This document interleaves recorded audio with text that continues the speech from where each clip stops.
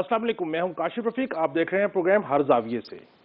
नाज़रीन, आज एक बड़ा फैसला सुप्रीम कोर्ट से आया कि फौजी अदालतों में सिविलियन के ट्रायल्स के हवाले से जो इससे कबल फैसला आया था कि जिसमें मना कर दिया गया था, हुक्म नहीं दे दिया गया था, उसकी आज अपील थी, उनके ऊपर समाअत हुई, जिसके ऊपर उनको इजाजत दे दी गई है कि सिविलियन के ट्रायल फौजी अदालतों में हो सकते हैं, लेकिन कंक्लूडेड जो फैसला है उस वक्त तक नहीं हो सकेगा जब तक कि सुप्रीम कोर्ट से फैसला, हतमी फैसला नहीं आ जाएगा। आज एक जो तमाम सुप्रीम कोर्ट में रुदाद रही, उसमें सबसे पहले तो 6 रुकनी बेंच के जो सरबराह थे सरदार जस्टिस सरदार तारिक मसूद साहब, उनके ऊपर एतराज रखा गया कि वो इस बेंच का हिस्सा ना बने, जिसके ऊपर और जो एतराज रखने वाले पटिशनर थे वो भी साबिक जस्टिस जवाद एस ख्वाजा था। जवाद एस ख्वाजा साहब की जानिब से यह एतराज रखा गया कि इनको यहाँ पर नहीं बैठना चाहिए, इस बेंच का हिस्सा नहीं होना चाहिए, जिसके ऊपर जस्टिस सरदार तारिक मसूद का कहना था कि जिन साहब ने यह एतराज रखा उनका अपना फैसला है कि बेंच के ऊपर में बैठे किसी जज के ऊपर एतराज रखा जा सकता है, लेकिन उस बेंच से इलादा होना या ना होना वो उस मुतलका जज की सवाबदीद है, लिहाजा वो इस बेंच से इलादा नहीं हो रहे और केस को सुनेंगे। इसके बाद वजारत दिफा के वकील ख्वाजा आरिस ने गुफ्तगू शुरू की तो उनका यह कहना था कि जो प्रीवियस फैसला दिया गया उसमें नहीं बताया गया कि कौन सी आइन के साथ मुतसादम शिक है जिसकी वजह से सिविलियन का ट्रायल नहीं हो सकता। उन्होंने ये भी कहा कि कुलभूषण यादव जैसे सिविलियन जो है उनका ट्रायल भी तो फौजी अदालतों में होना है, अगर नहीं तो फिर उनका ट्रायल किधर होगा। जस्टिस सरदार तारिक मसूद ने यह भी कहा कि अगर सेक्शन 2 उन्होंने ये कहा कि सेक्शन 1 और डी जो अगर उसको हम कलअदम करार दे दें तो फिर इनका ट्रायल कहां पे होगा। और गुज़िश्ता रोज जो 23 जवानों का सानिया हुआ, जो शहीद हुए, उनके जो मुल्ज़मान हैं उनका ट्रायल किधर होगा। लिहाजा सुप्रीम कोर्ट ने जुज़वी तौर पर फौजी अदालतों में सिविलियन ट्रायल को एंडोर्स कर दिया है और यह पाबंद किया है कि हतमी जो ट्रायल है या हतमी जो फैसला है उस वक्त तक नहीं आएगा जब तक इस फैसले का सुप्रीम कोर्ट से इसका हतमी फैसला नहीं आ जाता। ये एक ऐसी अच्छी खबर समझी जा सकती है, क्योंकि जब से ये मामला था कि फौजी अदालतों में सिविलियन का ट्रायल नहीं होगा, उसके बाद से हम देख रहे थे कि मुल्क में दहशतगर्दी बढ़ रही थी और शोहदा फोरम और जो शोहदा थे उनके जो लवाहिकीन थे उनको इस बात में बड़े तहफ़्फ़ुज़ात थे। उनकी ये डिमांड थी कि हमारे जो मुल्ज़मान हैं, हमारे प्यारों के जो मुल्ज़मान हैं, उनके जो ट्रायल है वो फौजी अदालतों में होने चाहिए। नाज़रीन, इस हवाले से हम अपने नाज़रीन से अपने के सामने राय रखेंगे, अपने पैनलिस्ट की, कि उनकी क्या राय है। प्रोग्राम के दूसरे हिस्से में बिल आखिर बहुत हरबे इस्तेमाल किए गए तहरीक इंसाफ की जानिब से, कभी एक कोर्ट, कभी दूसरा कोर्ट, कभी एक पटिशन, कभी दूसरी पटिशन, लेकिन साइफर केस में आज फर्द जुर्म आयद कर दी गई। साइफर केस की फर्द जुर्म की 2 सफ़ात की चार्जशीट आज पढ़ के सुनाई गई चेयरमैन तहरीक इंसाफ और उस वक्त के वजीर खारजा शाह महमूद कुरैशी को।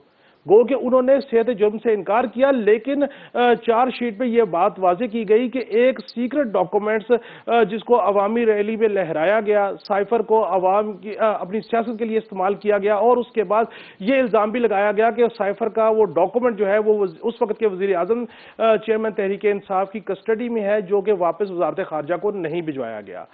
इस मौके पर चेयरमैन तहरीक इंसाफ का यह कहना था कि उनकी हुकूमत गिराई गई और उन्हीं को मुल्ज़िम करार दे दिया गया।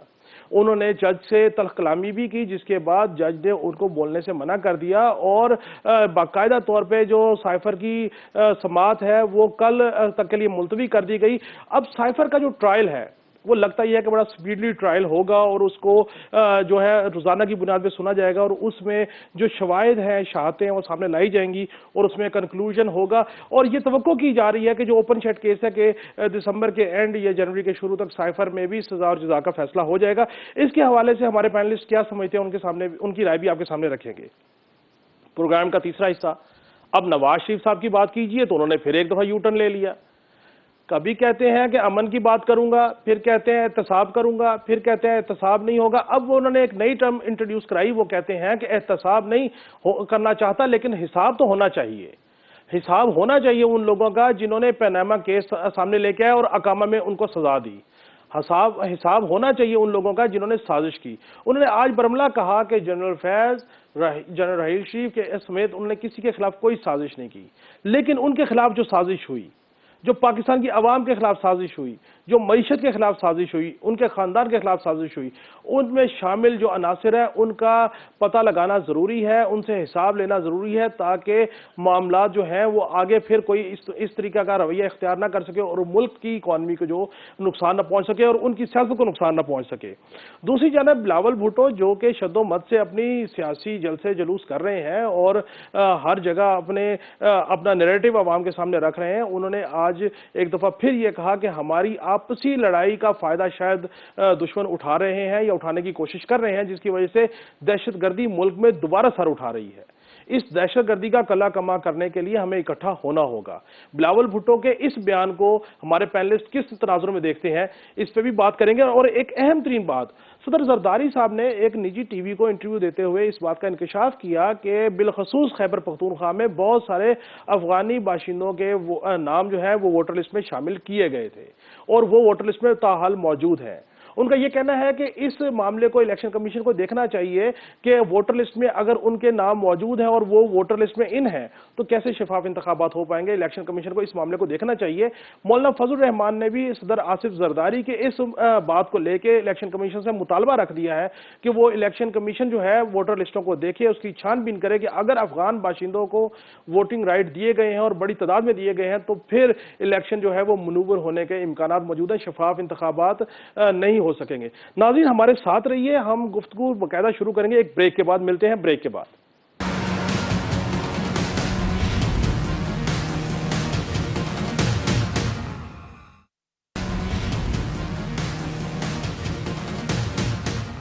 वेलकम बैक नाज़रीन, गुफ्तगू शुरू करने से पहले अपने मेहमानों का आपसे तारुफ करवाता चलो। इम्तियाज़ खान फरहान साहब हमारे साथ होंगे कराची से, bureau chief news one Karachi हैं। मुनव्वर भट्ट साहब bureau chief news one Lahore हमारे साथ लाहौर से होंगे। और यासीन आज़ाद साहब साबिक सदर सुप्रीम कोर्ट बार होंगे। यासीन आज़ाद साहब आपके पास आऊँगा। सुप्रीम कोर्ट का आज जो फैसला आया, 23 अक्टूबर का फैसला मुअत्तल कर दिया गया, फौजी अदालतों में सिविलियंस का ट्रायल जारी रखने का फैसला दिया गया, आप कैसे देख रहे हैं इसको? सर जहाँ तक तल्लक है, इससे पहले आपको पता है कि अगर सुप्रीम कोर्ट की कोई बेंच फैसला दे देती थी तो उसके खिलाफ अपील का तो राइट किसी को था नहीं। हमारा नया कानून आने के बाद आपने इंट्रा कोर्ट अपील का राइट ऑनरेबल सुप्रीम कोर्ट को दिया और जो पहला जजमेंट था उस जजमेंट के खिलाफ जो है ना इंट्रा कोर्ट अपील फाइल की गई, जिसमें मिनिस्ट्री ऑफ डिफेंस और लोग भी शामिल हैं। ज़रा उस केस की प्रोसीडिंग आज हुई और प्रोसीडिंग में ये हुआ कि जजमेंट को सस्पेंड किया गया और सस्पेंड करने के बाद उसमें ऑर्डर ये किया गया कि मिलिट्री कोर्ट में ट्रायल तो होगा लेकिन मिलिट्री कोर्ट जजमेंट अनाउंस नहीं करेगा जब तक ऑनरेबल सुप्रीम कोर्ट फाइनल नहीं करता। और मेरे ख्याल में ऑर्डर में ये भी कहा गया कि छुट्टियों के फौरन बाद इस अपील को फिक्स कर दिया जाए। जहाँ तक मिलिट्री कोर्ट का ताल्लुक है, आपको याद होगा कि मैं शुरू से मेरा अपना ज़ाती मौक़िफ़ ये है कि मिलिट्री कोर्ट नहीं होना चाहिए, आइन इसकी इजाज़त नहीं देता। लेकिन माजी में जो पहले 4 साल दौरे हुकूमत का गुजरा या उसके बाद का जो दौरे हुकूमत का गुजरा, पहले दौरे हुकूमत में भी मिलिट्री कोर्ट चलते रहे, किसी ने इतराज़ नहीं किया। और 9 मई के बाद जो मिलिट्री कोर्ट बनाया गया, या जिस तरह DG खान का कल जो वाक़या हुआ जिसमें 23 के करीब जवान शहीद हो गए, जो सूरत हाल है वो आपके सामने है। तो मेरा कहना यह है कि होना तो यही चाहिए कि कोई भी सिविलियन अगर किसी केस के अंदर इन्वॉल्व है, किसी भी केस के अंदर, तो उसका ट्रायल सिविल कोर्ट में होना चाहिए। लेकिन क्योंकि जो कुछ 9 मई को हुआ वो एक ऐसा वाक़या है जिसको ना तो आप भूल सकते हैं ना मैं भूलने की पोजीशन में हूँ। लिहाजा ये मामला जब ऑनरेबल सुप्रीम कोर्ट में इंट्रा कोर्ट अपील में चला गया और ऑनरेबल सुप्रीम कोर्ट ने इस ऑर्डर को सस्पेंड कर लिया और साथ में डायरेक्शन भी दे दी, तो फिर हमें इंतज़ार करना पड़ेगा ऑनरेबल सुप्रीम कोर्ट के लार्जर बेंच का कि वो फाइनली जो पहला सुप्रीम कोर्ट का ऑर्डर है जज साहिबान का कि मिलिट्री कोर्ट गैर कानूनी है, गैर आईनी है, वो उसको मेंटेन करते हैं या सेटिस्फाइड करते हैं। आपको पता है मिलिट्री कोर्ट के अंदर एक सेक्शन ऐसी है जिसमें सिविलियन के ट्रायल को आपने ऐड किया और उसके बाद ऑनरेबल सुप्रीम कोर्ट ने उसको डिक्लेयर कर दिया कि ये गलत है। अब जब उसको आपने डिक्लेयर किया गलत है अब ऑनरेबल सुप्रीम कोर्ट में जो मामला अभी इंट्रा कोर्ट अपील में गया, इंट्रा कोर्ट अपील में जज साहिबान ने ये देखना है, क्योंकि उस बेंच के अंदर एक वो जज साहिबा बैठी हैं जो जिन्होंने मिलिट्री कोर्ट के खिलाफ जजमेंट दिया था। आज भी उन्होंने शायद स्टे के मामले में एग्री नहीं किया। जी बिल्कुल तो बिल्कुल। अब जो सूरत हाल है वो ये है कि ये मिलिट्री कोर्ट का जिस दिन केस की प्रोसीडिंग थी, उसी दिन सुबह सुबह प्रिंट मीडिया जब देखा और जिस हिसाब से फौजी जवानों को शहीद किया गया, तो कौन लोग इन्वॉल्व हैं कौन नहीं है ये समझ में नहीं आता कि पाकिस्तान के मामला कहाँ से कहाँ जा रहे हैं। लेकिन मैं ये समझता हूँ कि जब ऑनरेबल सुप्रीम कोर्ट ने कोई ग्राउंड देकर उन आर्डर को पहले वाले जजमेंट को सस्पेंड किया, और माजी में प्रॉब्लम ये था कि वक्तन फक्तन जो बेंच कंस्टिट्यूट की जाती थी वो मखसूस जजेस की बेंच कंस्टिट्यूट की जाती थी, जिससे लोगों का अमूमन डिमांड ये होता था कि चीफ जस्टिस अपनी मर्जी के चंद जजेस को बैठा देते हैं और अपनी मर्जी के जजमेंट देते हैं। और बहुत सारे ऑनरेबल सुप्रीम कोर्ट के जजेस थे इख्तिलाफ राय है, और मेरा अपना पॉइंट ऑफ व्यू यह है कि उन जजमेंट का भी रिव्यू होना चाहिए जो वक्तन फक्तन माजी में दिए गए हैं। अब ये ठीक हो गया जी जी जी जी ठीक हो ठीक जी जी आप कंप्लीट कर ले यासीन साहब। जी, तो अब जो सूरत हाल है उसके मुताबिक ये मामला चूंकि ऑनरेबल सुप्रीम कोर्ट में है, और कल ऑनरेबल सुप्रीम कोर्ट क्या फैसला करता है इस पे क्या सराय करना मेरे नजदीक कबल अज वक्त है। लेकिन जहाँ तक मेरी अपनी जात का ताल्लुक है, मैं क्लियर अल्फाजों में कहता हूँ कि मैं किसी भी सूरत में मिलिट्री कोर्ट को फेवर नहीं करता। लेकिन मामला जिस तरह के संगीन सूरत हाल है वो आपके सामने है, और हमें इंतजार करना पड़ेगा। अल्लाह बेहतर करेगा। मुझे नहीं अंदाजा कि ऑनरेबल सुप्रीम कोर्ट क्या फैसला करता है। और जिस तरह आज आपने देखा होगा कि एक जज साहब क्योंकि की सिटिंग पे एतराज किया गया, जो सीनियर जज हैं, सीनियर कानूनी जज हैं कि जी वो बेंच से निकल जाएं, तो सवाल ये पैदा होता है माजी में तो हम हर वक्त कहते थे कि ये जो बेंच अपनी मखसूस बनाते हैं ये मत बनाएं। और सुप्रीम कोर्ट का फैसला खुद, जैसे जवाद ख्वाजा साहब का अपना एक फैसला है सुप्रीम कोर्ट के अंदर, जिसमें उन्होंने कहा जब किसी जज पे कोई इतराज किया जाता है तो वो उस जज की मर्जी पे है कि उसके अंदर बैठे या फैसला करे कि मैं इस बेंच के अंदर नहीं बैठना चाहता। ये सुप्रीम कोर्ट का खुद का जजमेंट है। तो अब जो सूरत हाल है जी जी अब बात करना चाहिए। ठीक हो गया जी जी। मुनव्वर भट्ट साहब, आपके सामने यही सवाल रखूंगा कि सुप्रीम कोर्ट ने 23 अक्टूबर का फैसला मुअत्तल कर दिया, फौजी अदालतों का में सिविलियन के ट्रायल का कह दिया गया है, आप कैसे देख रहे हैं इसको? देखिए, सुप्रीम कोर्ट के जो अभी आज की हेयरिंग है उस पर तो मैं बिल्कुल भी कमेंट नहीं करना चाहता, लेकिन इससे पहले जो माजी में मिलिट्री कोर्ट्स बनी थी और उसके नतीजे में जो लोगों को सजाएं मिली और उस मोहब्बत या नफरत अदारे की अवाम में बढ़ी या घटी, इसका फैसला तो आप देख लें। पीपल्स पार्टी जो है इसकी विक्टिम रही है, और फरहान साहब जो हैं वो इस पे बहुत अच्छा तबसरा कर सकते हैं कि क्या वो माजी में जो मिलिट्री कोर्ट्स ने माजी में मिलिट्री कोर्ट्स ने जो सिविलियंस को सजाएं दी थी उससे अदारे की अवाम में इज्जत बढ़ी या घटी, इसका फैसला मुक़्तदर हल्के खुद ही कर ले। मैं ये समझता हूँ कि अगर किसी ने कोई सिविलियन ने कोई ऑफेंस किया है तो उसके लिए कानून मौजूद है, उसको उन्हीं अदालतों से उसी कानून के तहत सजा मिलनी चाहिए जो कि उस सिविलियंस के लिए एक कानून मुल्क में बना हुआ है।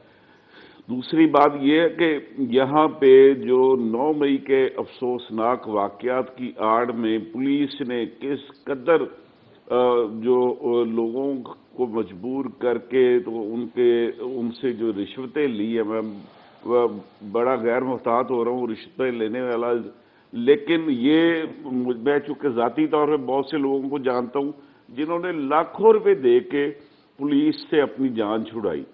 वो FIR में उनका डरावा दे दे के जिस तरीके से लोगों को एक्सप्लॉइट किया गया, उनकी फैमिलीज को एक्सप्लॉइट किया गया, लोग घरों में छापे मारे, एक वांटेड की गिरफ्तारी के लिए पूरा पूरा घराना उठा के लेके जाते रहे पुलिस वाले। तो ये नफरत पुलिस के हिस्से में आई, और खुदा न खास्ता अगर ये हमारा कौमी इदारा वो खुद बराह रास्त ये काम कर रहा होता तो फिर ये नफरत उनके हिस्से में जानी थी।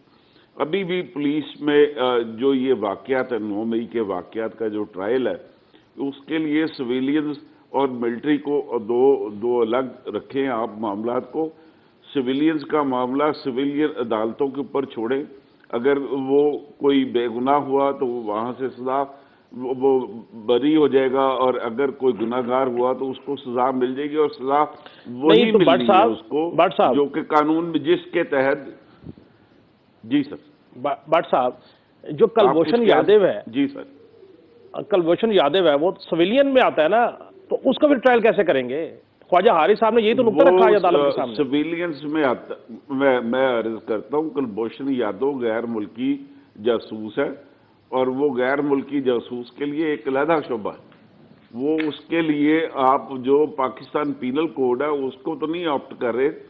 कुलभूषण यादव किसने पकड़ा, कैसे पकड़ा, कहाँ से पकड़ा, उसके कनेक्शन क्या थे, उसके अंदर एविडेंसेस क्या थी, गैर मुल्क का एक मामला भी आता है 2, तो वो सारी चीज़ें तो वो नेशनल सिक्योरिटी के ऊपर चली जाती हैं, तो उसमें तो आप वो नहीं कर सकते। जो कि सेट प्रोसीजर है वो अलग है। आप दुश्मन मुल्क के एक जासूस या दहशतगर्द को आप पाकिस्तानियों के साथ कंपेयर नहीं कर सकते, दोनों के लिए अलग अलग मामला थे क्या। तो ये वाला मेरी ओपिनियन है, ठीक हो गया, गलत है सही है, लोग अपना फैसला कर लेंगे, लेकिन ये मैं एक राय रखता हूँ कि अदारे की इज्जत इसी में है जी कि वो इस मामले में खुद को अलग रखे। ठीक हो गया, ठीक हो गया। इम्तियाज़ खान फरहान साहब, आज सुप्रीम कोर्ट ने एक फैसला दिया, और ये शोहदा फाउंडेशन वालों की भी डिमांड थी, और जो आर्गूमेंट आए ख्वाजा हारिस के सामने की तरफ से, वो भी आपने देखे, कैसे देख रहे हैं इसको? बिस्मिल्लाहिर्रहमानिर्रहीम। देखिए, ख्वाजा हारिस साहब का जो आर्गूमेंट आपने भट्ट साहब के साथ शेयर किया, उससे गुफ्तगू का आगाज़ करते हैं। हाँ, देखिए, अगर ये बात करेंगे ना, तो फिर कुलभूषण यादव की जो आइडेंटिटी आई थी, तो वहाँ पे सिविल सर्विस की नहीं आई थी, सिविलियन की नहीं आई थी। उसने अपने आप को इंडियन नेवी का शो किया है, जो उसने कार्ड भी शो किया था। अगर हम उसको देखें तो फिर मिलिट्री कोड का बनता है। वो किस तरह से सिविलियन कोड किया ख्वाजा हारिस ने, मुझे नहीं पता किस तरह, किस रेफरेंस से उसको। और फिर दूसरी बात जो भट्ट साहब ने फरमाई कि ज़ाहिर है कि एक जासूस है, उसके ऊपर एक एक्ट होता है। ये सारी अगर आर्गूमेंट के ऊपर हम बात कर रहे हैं उसके ऊपर। और जहाँ तक मिलिट्री कोड की बात है, यासिन आज़ाद साहब ने बिल्कुल ठीक कहा है कि मिलिट्री कोर्ट्स में सिविलियन का नहीं होना चाहिए। हम भी मिलिट्री कोर्ट के अगेंस्ट हैं, ज़ियाउल हक के दौर की हो, मुशर्रफ की हो, मैं आप हम सब, हमारे जो सीनियर जर्नलिस्ट लीडर हैं हमारे PFUJ, इसके खिलाफ कोड़े भी खाएं और कैंपेन भी चलाई है, कभी नहीं तस्लीम किया।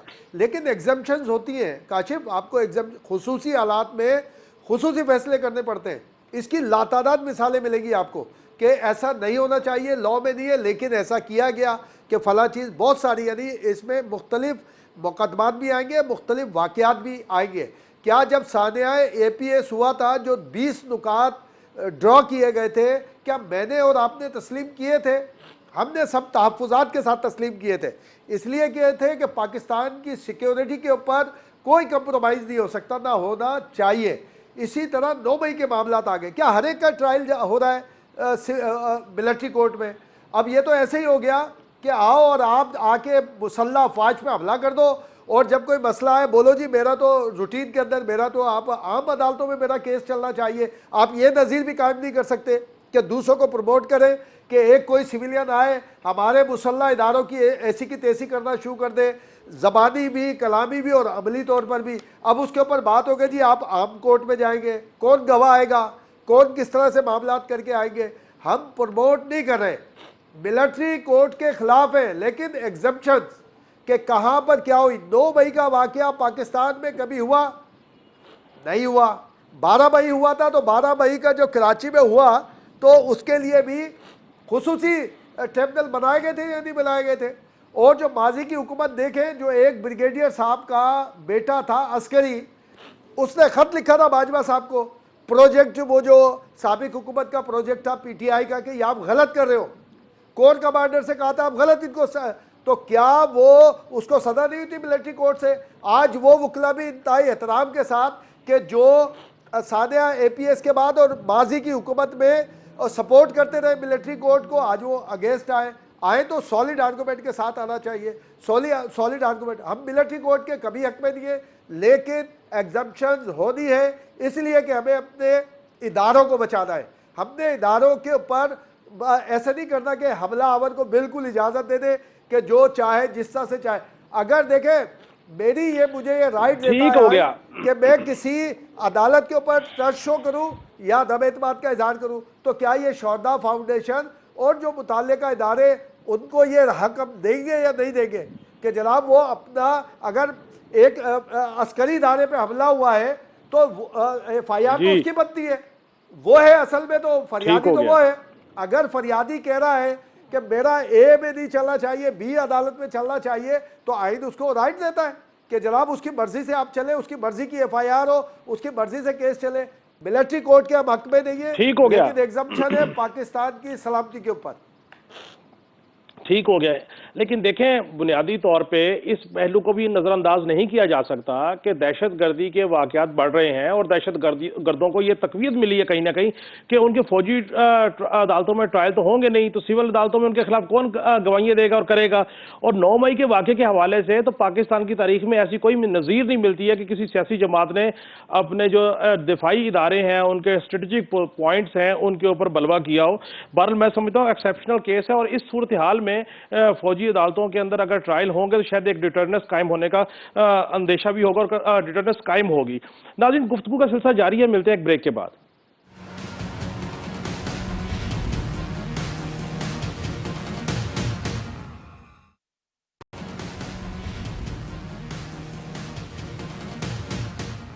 वेलकम बैक नाज़रीन। यासीन आज़ाद साहब, आज साइफर के हवाले से चेयरमैन तहरीक इंसाफ और शाह महमूद कुरैशी साहब पे जो है फर्द जुर्म लगा दी गई है।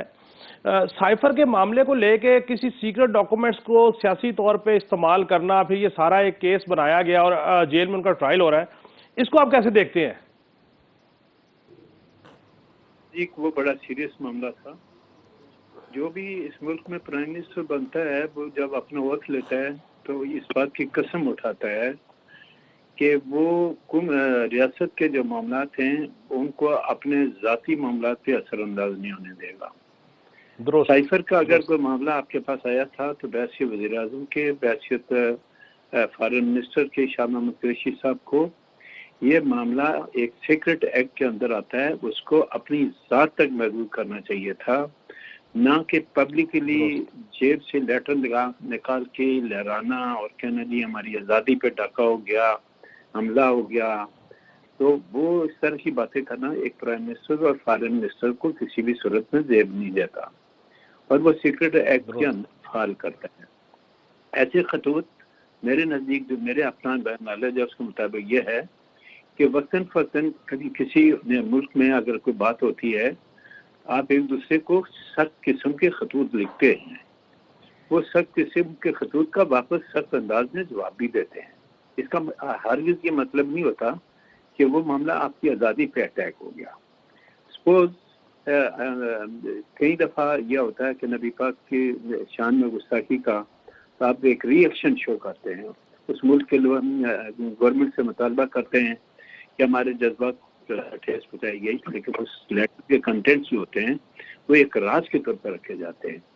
तो आप वज़ीर आज़म में आइन के मुताबिक 1973 के आइन के मुताबिक जब वोट ले लेते हैं तो आपकी ये जिम्मेदारी है कि इस टाइप की कोई भी बात है वो रियासत की हद तक रहनी चाहिए, पब्लिकली जलसों में जाके उसको नहीं बयान किया जाता।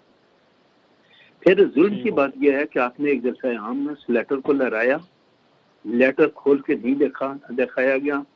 हमारी पाकिस्तानी कौम भी बड़ी जज्बाती है, उस पर उन्होंने एक शोर शराबा शुरू कर दिया और बाद में आपने ये कह दिया कि वो लेटर ही गुम हो गया।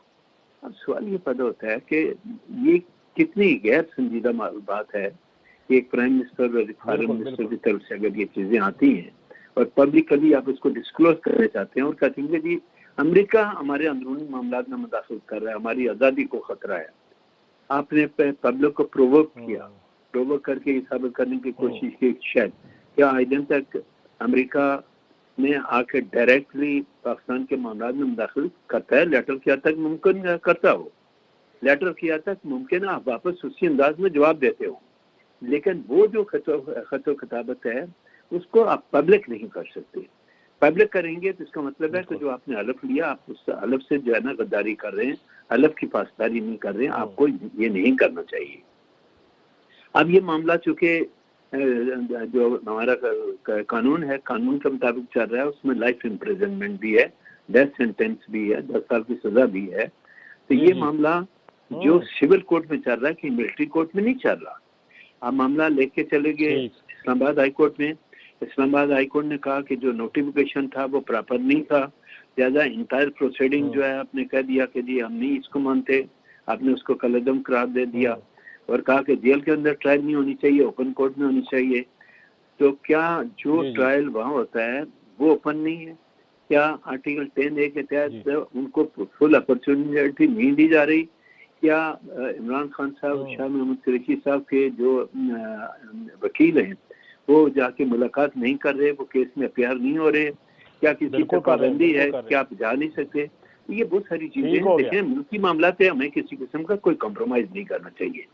अब अगर आप इनोसेंट हैं तो इनोसेंट हैं तो आप कोर्ट में जाके केस को लड़ें और डिफेंड करें अपने आप को, लेकिन ये नहीं हो सकता कि आप उस खत को अपनी जात के लिए इस्तेमाल करें और मुल्क को दाव पे लगा दें। ये मुमकिन नहीं है सर। ठीक हो गया, ठीक हो गया। इम्तियाज खान फरहान साहब, आज बिल आखिर तमाम हरबे इस्तेमाल करने के बावजूद बिल आखिर आज फर्द जुर्म आयद कर दी गई और सेहत जुर्म से इनकार किया गया मुलजमान की तरफ से।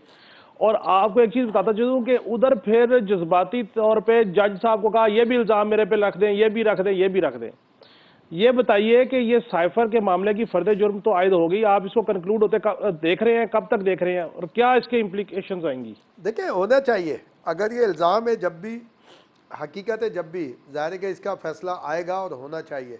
लेकिन कल हमने एक बात की थी जब भुट्टो साहब के केस का एक आया था कि उसका शान नुज़ूल क्या था, रेफरेंस क्यों फाइल किया गया था कि नवाज शरीफ साहब की डेट निकलने के बावजूद अपील की इफ्तिखार चौधरी ने अलाउ की थी, उसके तौर पे फिर इन्होंने रेफरेंस भेजा था आसिफ जरदारी ने।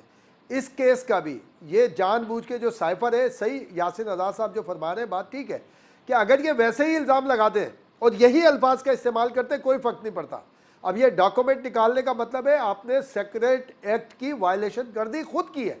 यानी कि जनाब एक साइफर आया है, एक डिप्लोमेटिक आपका डॉक्यूमेंट है, अगर उसके बगैर भी ये इल्ज़ाम तलाशी करते रहते आप तो कोई फर्क नहीं पड़ता। लेकिन उसके बाद तसल्सल से जो बयान हमें भी पता है कि पॉलिटिकली पोजीशन एलिवेट करने के लिए सारा स्टंट किया गया। हाँ, लेकिन अगर ये कागज नहीं लहराते आप तो कोई फर्क नहीं पड़ता, आप यही बयानियां रखते।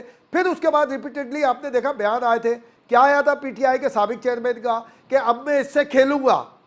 और शाह महमूद कुरैशी ने जब हवाले किया था स्टेज पे ड्रामाई अंदाज में, उन्होंने कहा आज मैं अपने चेयरमैन को हवाले कर रहा हूं, इनकी मर्जी जो चाहे करे। उनका हम ड्रामेबाजी के डायलॉग सुन रहे थे। एक तो ये हो गया, और इसकी देखें आज यानी कि इसको क्या कहें हम कि जानबूझ के ये करना, उसकी कहाँ पे मिलेगी जब डिप्टी स्पीकर ने नो कॉन्फिडेंस जो मोशन था उसको रिजेक्ट किया। आप अगर आर्टिकल पढ़ेंगे नो कॉन्फिडेंस का कि नो कॉन्फिडेंस एक मरतबा सबमिट हो जाए तो उसका पैरामीटर दिया हुआ है इतने दिन के अंदर उसका नहीं सर, ये काशिफ भाई इसको कंप्लीट मेहरबानी उसके अंदर लिखा है। लेकिन एक क्लास उसके अंदर ऐसी है कि अगर ये साबित हो जाए कि ये नो कॉन्फिडेंस किसी इस पर्पस के लिए की गई है कि कोई बैरूनी मुदाखलत है तो उसको उड़ाया जा सकता है सामने। लेकिन वो टेबल होने से पहले स्पीकर ने, असद कैसर ने उसको टेबल करवा दी थी, उस पर वोटिंग होनी थी, लेकिन उसने डिप्टी स्पीकर ने वो किया, वो वाला ही आर्टिकल कोट करते हुए उसको डिसमिस कर दी उसको। तो इसका मतलब है ये सब प्लानिंग के तहत हुआ है, ये बाकायदा एक मनसूबाबंदी के तहत ये सारा हुआ है कि साइफर को मैं यूज करूंगा और ये नो कॉन्फिडेंस के अगेंस्ट ये सारी चीजें आएंगी। तो जब एक जानबूझ के काम किया जाए काशिफ और वो मुमलिकत से रिलेटेड हो तो उसके ऊपर कार्रवाई बनती है। ठीक हो गया। मुनव्वर भट्ट साहब, आप क्या देख रहे हैं इसको? और मैं आपको, आप भी वो रिपोर्ट करते रहे कि किस तरीके से ये कहते थे कि मैं सुपर 6 मारूंगा, अदम एतमाद उड़ जाएगी, और सारी एक चीज इन्होंने मुनव्वर की मैनेज की। और साइफर के ऊपर आज फर्द जुर्म भी लग गई है। गो के फर्द जुर्म के टाइम पे उन्होंने सेहत जुर्म से इनकार किया और फिर ब्लास्ट कर गए कि जी आप मेरे ऊपर फलां भी कर दें, फलां भी कर दें। अब तो उनको ये गिले शिकवे शुरू हो गए कि हुकूमत भी मेरी गिराई गई और मुल्जिम भी मुझे बना दिया गया। कैसे देख रहे हैं इसको? देखो खायर साहब, मैं पहले भी ये बात की थी कि यहाँ पे शाह महमूद कुरैशी साहब और चेयरमैन साहब को यू टर्न लेना पड़ेगा। यू टर्न के वो आदी हैं और ये मेरी बात किस हद तक दुरुस्त की है, यासीन आजाद मौजूद है यू टर्न बैठे हैं। इनसे बेहतर कोई दूसरे बंदे की राय नहीं हो सकती। मैं ये समझता हूँ कि अगर वो बिल्कुल ये स्टेटमेंट अगर वो कोर्ट में देते कि उन्होंने साइफर लहराया ही नहीं था, साइफर उनके पास ही नहीं था और वो किसी ने देखा ही नहीं था, और उसका वो जो स्पीच उन्होंने वहां पे दी थी उसका कंटेंट डिफरेंट है, तो फिर इस मुकदमे की हैसियत क्या रह जाएगी? तो ये उस्तादुल वकला बैठे हैं, हमारे सीनियर है, तो इनसे रहनुमाई इस मामले में जरूर लें कि अगर वो साइफर के मामले में एक यू टर्न और लेके ये वाली स्टेटमेंट देते हैं तो फिर इस मुकदमे की हैसियत क्या होगी? दूसरा, अगर नेशनल सिक्योरिटी ब्रीच हुई है तो फिर फेस नहीं देखना चाहिए, फिर कानून देखना चाहिए। जो भी कानून कहता है उसके मुताबिक अमल होना चाहिए। मेरा सवाल उस्तादुल वकला के लिए तो जरा पेश कर दें, आपकी मेहरबानी जी। यासीन आजाद साहब, ये इस पे कमेंट कीजिएगा जो भट्ट साहब ने बात की कि अगर वो यू टर्न ले लेते हैं देन यू टर्न तो ज़ाहिर केस जो केस की प्रोसीडिंग हो रही है इसी वजह से तो हो रही है ना। आपके अगर जो प्रिंसिपल सेक्रेटरी वो वादा माफ हुआ है तो आप कहाँ खड़े हैं? बिल्कुल बिल्कुल। आपके अगर जो विटनेसेस हैं वो आपके खिलाफ खड़े हैं तो फिर आप कहाँ खड़े हैं? वो गवर्नमेंट के विटनेसेस है ना। प्रिंसिपल सेक्रेटरी तो इमरान खान का खास बंदा था, आजम खान, उसी ने तो आपके खिलाफ जाके बयान दिया है। तो अब जो ये सूरत हाल है, आप केस अगर आपने कोई जुर्म नहीं किया हुआ तो फेस करें ना प्रोसीडिंग को। तो प्रोसीडिंग से आपको कोई रोक तो नहीं रहा, आपको पूरा मौका दिया जा रहा है।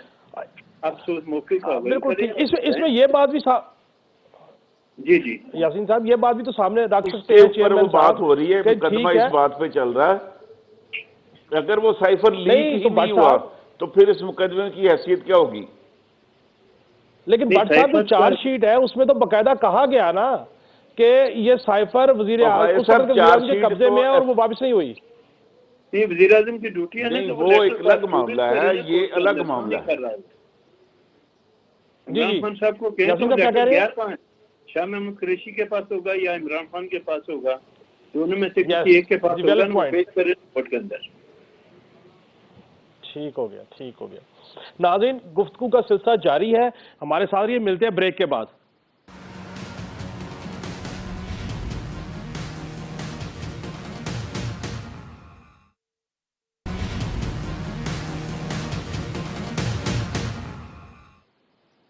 वेलकम बैक नाज़रीन।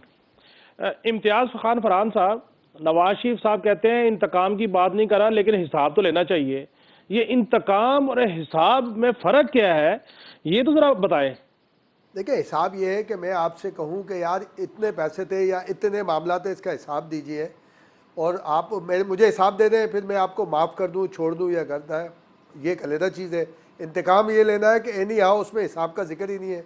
मैं तो कह रहा हूँ मैं आपसे इंतकाम लूँगा जो मैं समझ जाऊँ, कि अब हिसाब में ये कि जनाब अब यानी पूछा भी ना जाए। अभी हम थोड़ी देर पहले बात कर रहे हैं कि जनाब जो चाहे हमारी मुसल्लह अफवाज के ख़िलाफ़ जो चाहे कर दे, हम फिर आए जब उनके खिलाफ कार्रवाई का तो हम कह दीजिए चूँकि सिविलियन है इनको सिविलियन तरीके से ट्रीट किया जाए। वो जो जिनके ऊपर हमलावर हुए वो अपना मुंह देखते रहे खड़े हुए। तो यहाँ पर भी अगर वो ये कह रहे हैं तो हम इसको इशू बनाने की ज़रूरत नहीं है। वो हिसाब किस तरह लेना चाहते हैं, इंतकाम की बात नहीं हो रही, इंतकाम लेना भी नहीं चाहिए। मैं तो बेनज़ीर भुट्टो साहिबा के उस जो एक स्लोगन है उसका वो जमहूरियत बेहतरीन इंतकाम है, और नवाज शरीफ ने 1999 के बाद 2013 में दिया था। जी जी देखिए इम्तियाज साहब, ये इस तरह मुल्क नहीं चल सकता। मैं नवाज शरीफ साहब की इस बात से इत्तफाक करता हूं पार्शली कि इस तरह मुल्क नहीं चल सकता। जो दिल करे साजिश करके निकल जाए और उनके खानदान को आप 6-7 साल रगड़ा लगाएं और उसके बाद आपसे कोई पूछे भी ना कि इसलिए कि आपने जमहूरियत को बेहतरीन काम दिया। मैं इस बात से मैं तो खैर एग्री नहीं करता, आपकी राय सारा आंखों पे। दूसरा मुझे ये बताएं कि एक नया पंडोरा बॉक्स खोल दिया आसिफ जरदारी साहब ने। उन्होंने कहा जी वोटर लिस्टों में अफगान जो के बाशिंदे हैं वो उसमें मौजूद है। जब तक वोटर लिस्ट क्लियर नहीं होती, और फजल रहमान साहब ने मुतालबा रख दिया है। ये गेम किस तरफ जा रही है जी, कैसे देख रहे हैं इसको? मानो में देख सकते हैं, लेकिन जो पहले वाली बात है ना, मैं भी आपसे यही कह रहा हूँ कि वो हम नवाज शरीफ के जुमलों को हम इंतकाम की तरफ या उस तरफ नहीं लेके जाना चाहिए। और जाहिर है कि जो जिन्होंने किया है, आप हम चर्चिल वर्पल की तो बातें करते हैं कि कब्र से उठा के उसको जज ने फैसला दिया था लटका दो इसको। उसकी जब पाकिस्तान में बात होती है तो हम आए बाय शाये करते हैं। बिल्कुल हिसाब होना चाहिए जिसने भी किया हो। पॉलिटिशियन का तो एहतसाब होता है, नॉन पॉलिटिकल पर्सनालिटी का कब होगा? उस दिन से हम सही हो जाएंगे। और दूसरी जो लिस्ट वाली बात कर रहे हैं ना, देखें इस पे अगर एक मुल्क के साबिक सदर ने और एक पार्टी के सरबराह ने बात की है तो किसी बुनियाद पे की होगी। मुझे कराची के अंदर जब पहला विजिट था being a prime minister of Pakistan PTI के साबिक चेयरमैन का, उस वक्त हमने एहतजाज किया था। गवर्नर हाउस में बैठ के उन्होंने कहा था कि कराची में ये वारदातें जो हो रही है स्टेट क्राइम की, उसको जस्टिफाई किया था उन्होंने बैठकर। उन्होंने कहा इसलिए होती है कि जो बर्मीज है और ये अफगानी है, ये यहाँ पर बड़ी तादाद में आए हुए हैं, इनके शनाख्ती कार्ड नहीं बने हुए, शनाख्ती कार्ड चूंकि बने हुए नहीं है तो इसलिए इनको नौकरी नहीं मिलती तो ये क्राइम करते हैं, इसलिए इनके शनाख्ती कार्ड बनने चाहिए। और ये खुल के कहा था उन्होंने। उस पर हम वहाँ पर जो थे हमने एहतजाज भी किया था कि आप किस तरह की बातें कर रहे हैं। तो उस वक्त उन्होंने अनसुनी कर दी थी। और मोबाइल टीमों के जरिए जहाँ जहाँ अफगान बस्तियाँ हैं वहाँ पे शनाख्ती कार्ड बनाए जाते थे। ये सारे सबूत हैं। और जब शनाख्ती कार्ड बन गया तो वोटर लिस्ट के अंदर होगा नाम। अब हम इसको कहें कि इस बुनियाद पे इलेक्शन मुलतवी हो सकते हैं या नहीं हो सकते, मैं समझता हूँ नहीं हो सकते। अभी इलेक्शन कमीशन काम करे, नाजा के साथ बात करे और उनको रोक दे और ब्लॉक कर दे। जब वो ब्लॉक कर देगा तो वहाँ ऑटोमेटिक सामने आ जाएगा मामला। और एक ये इम्तियाज साहब इस पे भी कमेंट कीजिए कि बिलावल साहब ने कहा है कि हमारी आपसी लड़ाई की या इख्तलाफ की वजह से दहशतगर्दी दोबारा परवान चढ़ रही है, हमें इख्तलाफ बुलाने चाहिए, इकट्ठे होना चाहिए। किसको पैगाम है? ये देखिए, ये तो सबको पैगाम, ये वाला पैगाम तो जाहिर है कि सियासतदानों को खास तौर पे है, वो जो खुद भी कह रहे।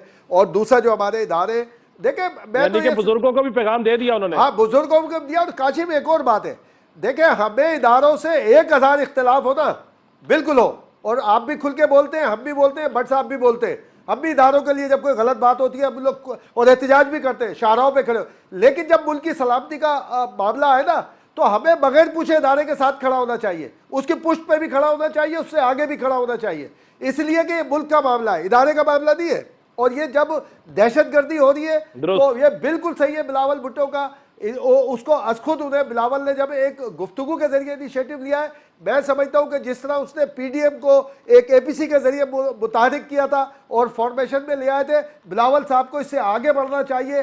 पाकिस्तान में सिर्फ और सिर्फ दहशतगर्दी के खिलाफ सबको एक साथ बिठाने के लिए एपीसी कॉल करनी चाहिए। ठीक हो गया भट्ट साहब। नवाज शरीफ साहब ने इंतकाम को छोड़ के, एहतसाब को छोड़ के अब हिसाब लेने की बात शुरू कर दी है। पहले तो इस पे कमेंट करें।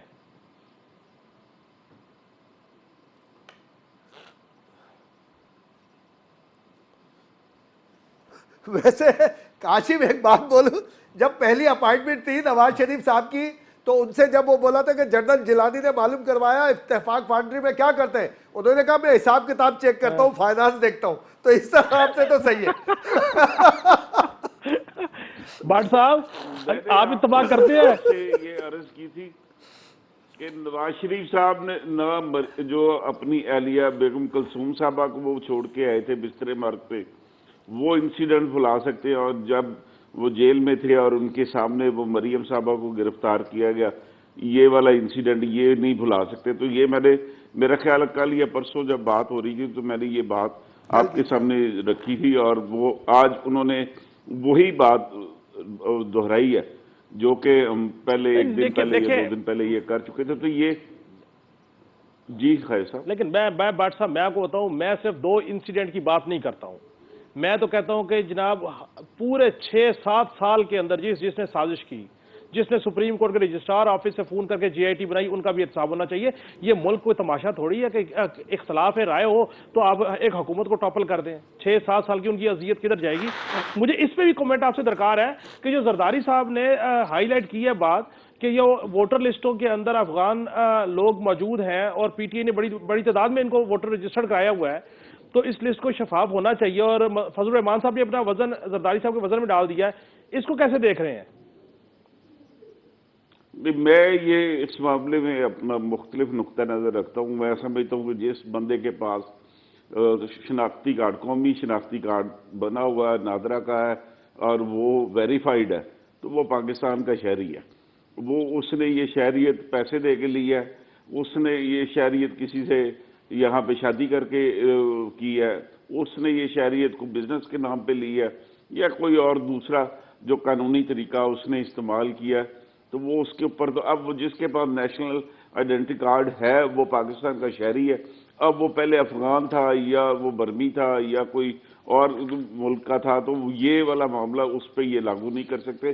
पर लाखों पाकिस्तानी जो दूसरे मुल्कों में वहाँ की नेशनलिटी लेके वहाँ पे काम कर रहे, तो क्या वो सारे वो पाकिस्तानियों को निकाल दें इस बुनियाद पे कि वो वहाँ पे कोई गैर कानूनी तरीके से आया था, किसी ने लीगल प्रोसीजर इख्तियार किया था?